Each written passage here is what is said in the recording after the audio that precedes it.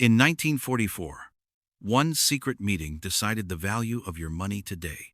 This was not a fantasy or a conspiracy. It was real.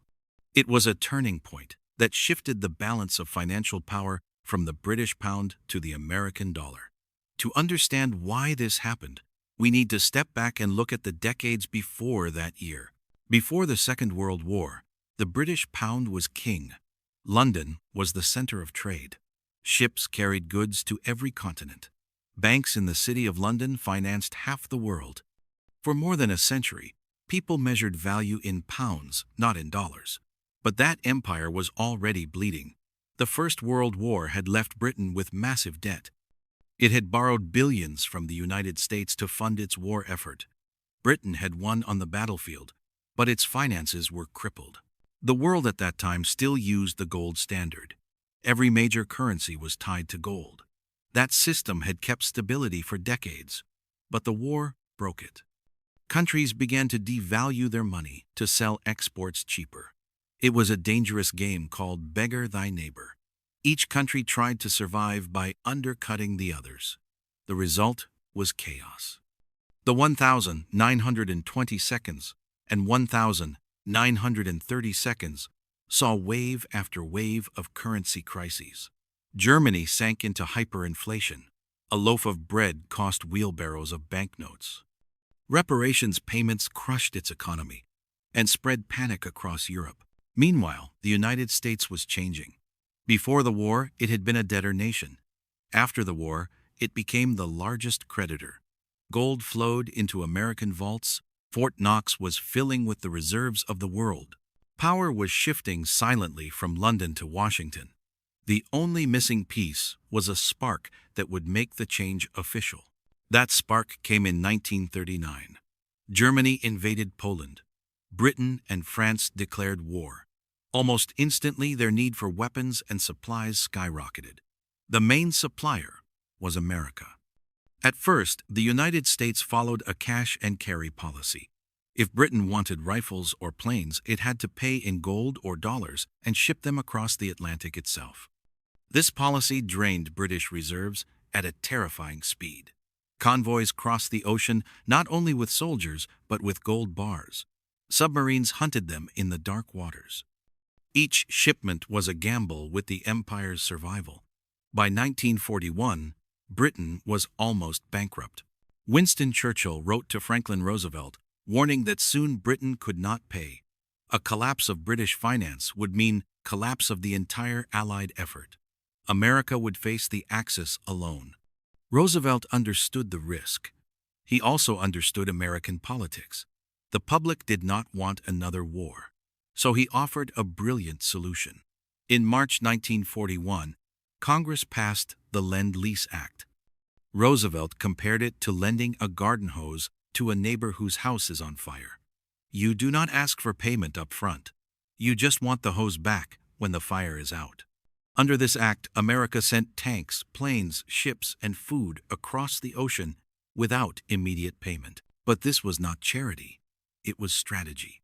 Lend-Lease tied the British Empire to the United States financially. The old sterling bloc of countries that had pegged their money to the pound began to weaken.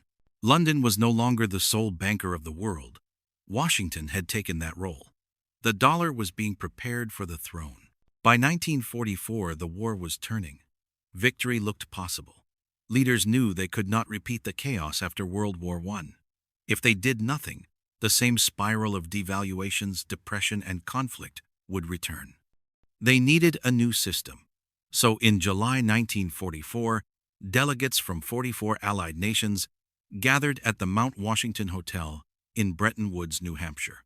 For 3 weeks, they debated and argued. Two men represented the competing visions. John Maynard Keynes of Britain proposed a global currency called the Bancor, managed by an international clearing union. Harry Dexter White of the United States pushed for a system built around the dollar. In truth, the outcome was never in doubt. The United States held more than 2/3 of the world's gold. It had financed the war. Its factories were untouched by bombing. Britain was exhausted and drowning in debt. The American plan won. The Bretton Woods system was born. Every major currency would be tied to the US dollar.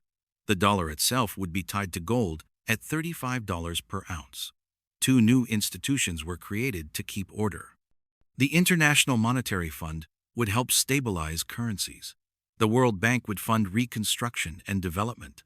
This was the coronation of the dollar as the king of global finance. The reign of the pound was over. The effects were immediate.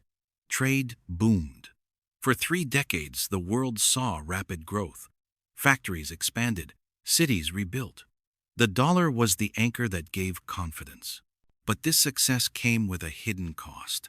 The Triffin dilemma. The world needed more dollars to trade. Yet the more dollars America printed, the weaker its link to gold became. By the 1960 seconds the cracks were showing, the Vietnam War was draining U.S. finances. Domestic programs under Lyndon Johnson added more pressure. America printed more dollars than it had gold to back them. Other nations noticed. France under Charles de Gaulle demanded gold in exchange for its dollar reserves. Shipments of American gold crossed the Atlantic the other way this time. Fort Knox reserves fell. In August 1971, President Richard Nixon shocked the world. He announced that the United States would no longer convert dollars into gold. The Bretton Woods system collapsed overnight. From then on, currencies floated freely. Their values rose and fell with markets. Yet the dollar remained supreme. Why? Because by then the global system was already built around it. Oil was priced in dollars. Trade was settled in dollars. Central banks held dollars as reserves. The United States had secured not only victory in war, but victory in peace. We still live in the shadow of that decision. Each time you look at an exchange rate, you are looking at the legacy of 1944. Each time oil prices rise or fall, you are seeing the power of the dollar. The same dynamics are alive today. A dominant power, a rising challenger, debates about alternative systems. Some nations form blocs to bypass the dollar. Others experiment with digital currencies. History is not repeating exactly, but it is rhyming. The lesson of the pound and the dollar is clear. Military victory alone does not guarantee economic leadership. Britain won the war, but lost the financial throne. The architecture of global finance is not natural. It is designed. Bretton Woods showed that rules are made by those who hold the power, and debt itself is a weapon. The way the United States used its creditor position and the Lend-Lease program reshaped the order of the world for 80 years. The question now is whether the next shift will be peaceful or forced by crisis. Will a new currency replace the dollar? Or will the system adapt once again? Nobody knows. But the last time it happened, it began with one secret meeting in a hotel in New Hampshire. A meeting that still decides the value of your money today.